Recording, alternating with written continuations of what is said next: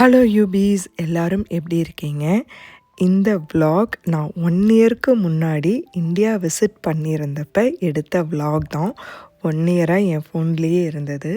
நான் இப்போ எல்லா வீடியோஸையும் delete பண்ணும்போது எனக்கு மனசே கேட்கல, இதை நம்ம ஒரு vlog-ஆ போட்டே ஆகணும்னு தோணுச்சு. அதனால தாங்க.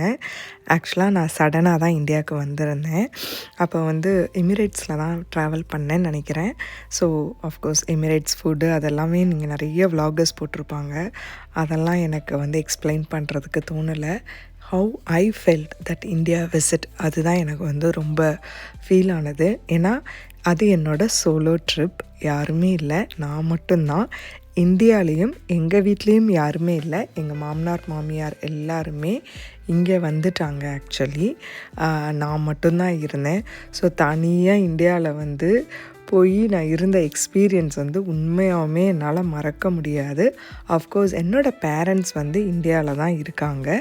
ஆனால் என்னோடய வீடு அவங்க வீட்டிலேருந்து ஒரு 7-8 கிலோமீட்டர்ஸ் தள்ளி தான். ஸோ நான் எங்கள் வீட்டில் தான் போயிருந்தேன். எங்கள் அம்மா அப்பா வீட்டுக்கும் போயிருந்தேன் நான்.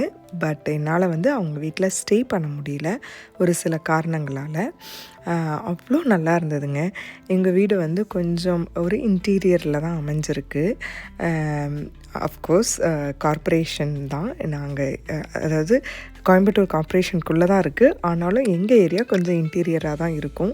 பின்னாடி தென்னந்தோப்பு, அந்த பக்கம் தென்னந்தோப்பு, நிறைய இடங்கள்.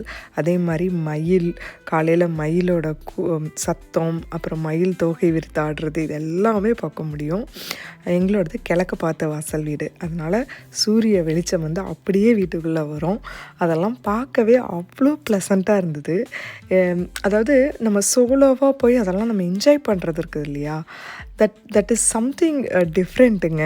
நீங்கள் எத்தனை பேர் அதெல்லாம் எக்ஸ்பீரியன்ஸ் பண்ணியிருக்கீங்கன்னு தெரில. எனக்கு இந்த வீடு ரொம்ப ரொம்ப பிடிக்கும். நாங்கள் ஒரு 10 வருஷம் எக்ஸாக்டாக முன்னாடி நாங்கள் கட்டினது. அஃப்கோர்ஸ் அப்போ இருந்த மாடல்ஸோ, நான் இங்கேருந்தே யூஎஸில் இருந்து டிசைன்ஸ் சொல்லி நாங்கள் அப்போ கட்டின வீடு. இப்போ கொஞ்சம் பெயிண்டிங் வேலைலாம் இருக்குது. பட் அதெல்லாம் நாங்கள் இப்போ பண்ண ஸ்டெப்பு எடுக்கலை. ஏன்னா we don't want to put money for that actually. இப்போ நான் திரும்ப 10 வருஷம் கழித்து இன்னொரு பிளானை ரீசண்டாக எடுத்திருக்கேன்.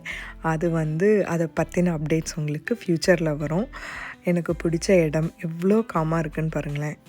மக்களும் அவ்வளோ காமான பீப்புள். கோயம்புத்தூர் மக்களை பற்றி உலகத்துக்கே தெரியும். நான் ஸ்பெஷலாக சொல்லணும்னு எந்த அவசியமும் கிடையாது.